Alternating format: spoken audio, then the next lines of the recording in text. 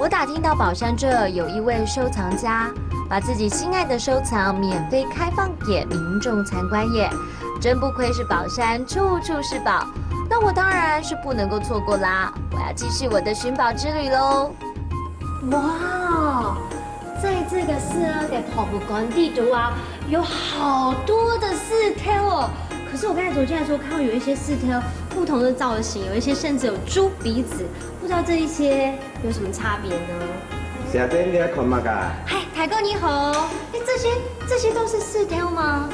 系啊，你全部四条啊，客家式的四条啊，啊。你还有哈嘎式哦。系啊。可是这怎么有一些看起来好像已经很久历史了？你历史有70万年哦。真的哦。创了70万年的历史嘞。这我举得起来吗？我可以拿吗？可以啊，可以啊。你可以先帮我拿起来吗？走。因为我知道它是一个神兽。你客家人么啦？我系客家人啊，我系喵哩嘅客家人。喵哩嘅客家人。你只手卡定的咯，只能一只手拿。哎，其实只手卡定的。嗯。微嘛，微往上起来啊！拿不起来。好，哎，卡起来，卡起来。你这种10到5天水的客家式的。没有办法，没有办法呼吸了。可以啦。真的。我们在这里面表演要7分钟。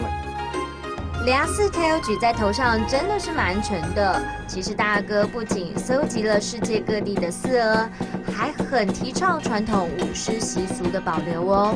我虽然最近有在健身啦，但是完全不能跟他们习武之人相比。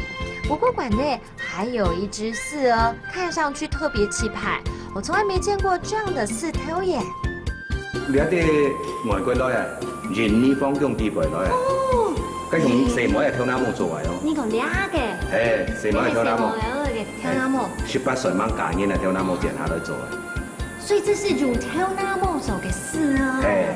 我第一次看到用跳南舞做嘅四鵝誒。真係啊！真的，而且来到这边真的好特别哦，看到有从世界各地来的四鹅，以前呢只有看到有客家的方口狮而已，今天真的是让我大开眼界。有奖吗？真的。好，那智慧票价喽。智慧票价。哎，好。在四条博物馆真的是让我大开眼界了，世界各地的四条，还有用跳南舞走给四鹅，宝山真的是让我惊奇不断。